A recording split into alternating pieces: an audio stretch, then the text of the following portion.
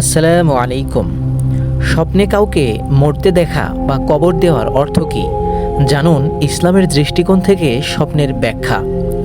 স্বপ্ন মানুষের জীবনের একটি গুরুত্বপূর্ণ অংশ। ইসলামিক দৃষ্টিকোণ থেকে স্বপ্ন তিন ধরনের হতে পারে। এক, সত্য স্বপ্ন যা আল্লাহর পক্ষ থেকে আসে। নাম্বার দুই, শয়তানের স্বপ্ন যা মানুষকে ভয় দেখানোর জন্য হয়। নাম্বার তিন, নফসের স্বপ্ন যা আমাদের চিন্তা ও দৈনন্দিন জীবনের প্রতিফলন।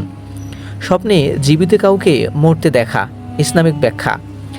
জীবিত কাউকে স্বপ্নে মরতে দেখার অর্থ হতে পারে সেই ব্যক্তি একটি নতুন জীবনধারায় প্রবেশ করবে, কঠিন সময় পার করবে অথবা আত্মিক পরিবর্তন ঘটবে।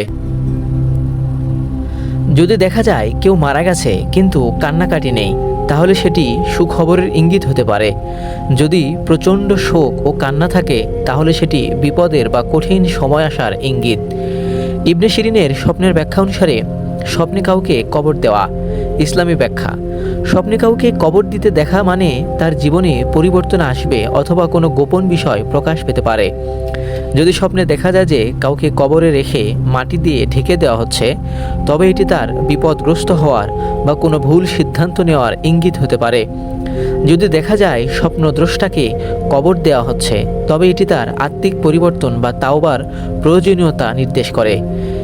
ইমাম ইবনে শিরিন ও অন্যান্য স্বপ্ন ব্যাখ্যাকারদের মতে এটা স্বপ্নে নিজের মৃত্যু দেখা।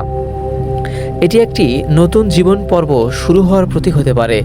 যদি দেখা যায় নিজের মৃত্যু হচ্ছে কিন্তু পরে জীবিত হয়ে উঠছে, তাহলে এটি তাওবা করে নতুনভাবে জীবন শুরু করার ইঙ্গিত দিতে পারে। তবে যদি স্বপ্নটি দুঃস্বপ্ন হয়, তাহলে আল্লাহর কাছে দোয়া করা উচিত এবং আউযু বিল্লাহি মিনাশ শাইতানির রাজিম পড়ে আল্লাহর শরণ নেওয়া উচিত। সহিহ মুসলিম, সহিহ বুখারী ও স্বপ্ন ব্যাখ্যার কিতাব অনুসারে। এবার আসুন করণীয় কি। স্বপ্নে যদি অশুভ কিছু দেখা যায়, তাহলে আল্লাহর কাছে দোয়া করুন ও ইস্তিগফার পড়ুন। ভয়ঙ্কর স্বপ্ন দেখলে ডান দিকে 3 বার থুতু ফেলে আউযু বিল্লাহি মিনাশ শাইতানির রাজিম বলুন। ভালো স্বপ্ন দেখলে আলহামদুলিল্লাহ বলুন এবং অন্যকে বলতে পারেন।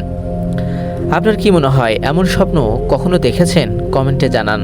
ভিডিওটি ভালো লাগলে লাইক দিন এবং বন্ধুবান্ধবের কাছে শেয়ার করে তাদেরও জানার ব্যবস্থা করে দিন। এমন আরও ভিডিও পেতে আমাদের চ্যানেলটি সাবস্ক্রাইব করে আমাদের সাথেই থাকুন।